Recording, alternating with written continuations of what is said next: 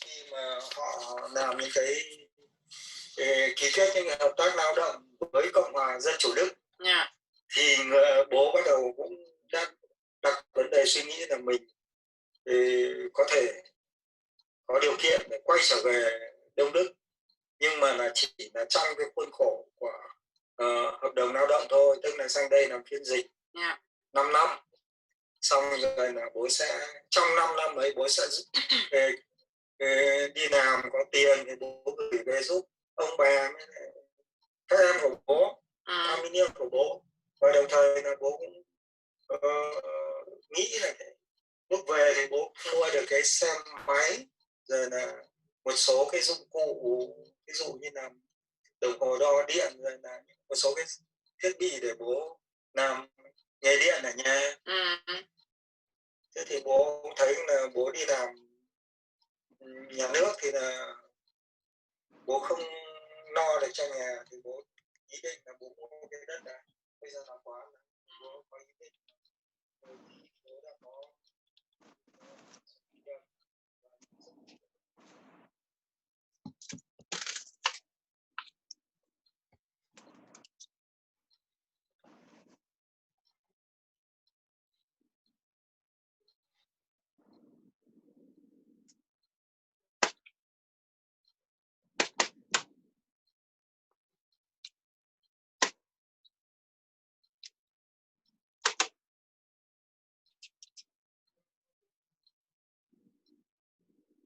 100 nghe không bằng một thấy, 100 thấy không bằng sờ một phát.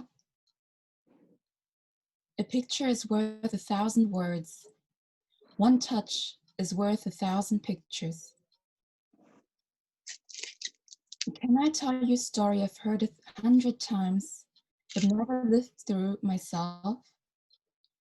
Like a tale, my story will just be an approximation of what might have happened, seen through my own present lens. How truthful can I be then to tell you about my father, to talk of his life, to use his stories and make them mine? Daughters and sons tend to speak of the past with a brave voice. We claim authorship of history because we see ourselves talk from a point of reflexivity. We use concepts and labels to create sense and meaning of the many ways our parents have thrown us into this world, not yet knowing the level of estrangement and otherness that we would be facing. We sometimes call our parents first-generation Vietnamese migrants. And to mark our difference from them, we might call ourselves second-generation Vietnamese, a person of color, or post-migrant. I cannot recall my father considering himself a migrant, Việt kiều, even though he recently settled uncomfortably with the thought of remaining in Germany instead of returning, as initially planned. We, the second-generation Vietnamese, have acquired the word migration, whilst it was assigned to our parents. We tend to align ourselves into the lineage of migration because we have mastered the language of distinction from you. We, the second-generation Vietnamese, tend to speak of the past like unwrapping a parcel of unknown truths, pulling apart layers and layers of memories and anecdotes that we can use to build ourselves up. There can be so many ways to unwrap history.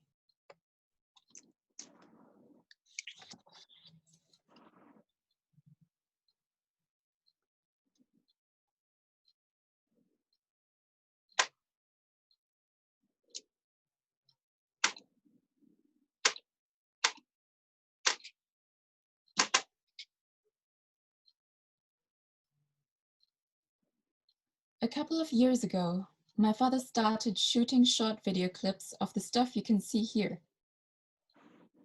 Often, when I visit my parents on Sundays for dinner, I would see him arranging objects like tiny figurines, vases, and brass tools on a flat surface. He would pick them according to a theme he had thought of, then set a scene for the objects, play a matching soundtrack, and smoothly glide his phone camera over the arrangement. Once finished, he would upload the finished work on social media and have friends and family comment on it.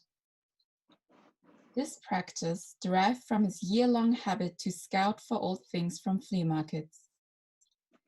It started out with antique wooden clocks, zippos, or chandeliers, and now spans over a wide range of other quotidian objects of former Western and Central European life. Once he arrived at home, he would store the things in his room until ready to be wrapped in bubble wrap and newspaper, and then put into cardboard boxes in order to be shipped to a small town somewhere in the north of Vietnam. My uncles and their buddies would then carefully open the cardboard boxes, unravel the newspaper and bubble wrap, reveal the objects, and marvel at them. Then, the duty of research and repair would start until the objects are properly restored and placed meaningfully into the space they created for the collection. This is the way, he once told me, how his objects transform into a collection. What is a collection?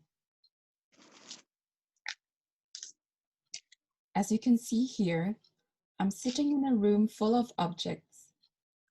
We have some antique clocks, some oil lamps, brass bottle openers, decorative figures. When Noel entered this room via webcam, he enthusiastically complimented my father on his collection. My father objected though. This room was not the collection. If anything, it was only a temporary sum of its pieces here. The whole had to be found elsewhere. The whole. The whole spans over 2 continents, multiple days of movement, decades of memories, and even centuries of imagination.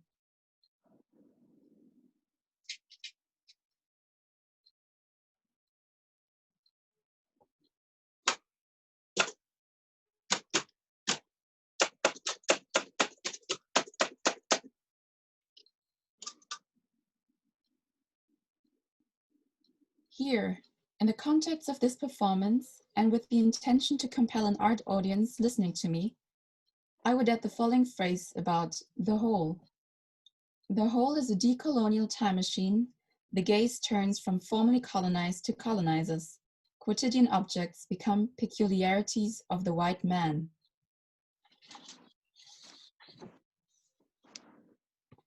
When my father and I converse about his conceptual thoughts on the collection, he would say something like this. I saw this oil lamp in many cowboy movies, and I thought, this is great. When I send these home, people in my hometown will be able to see, touch, and smell those things. They'll be able to experience right away what they usually only heard of in tales or seen on television. They will ponder about the lives of white people and try to understand their realities through these objects.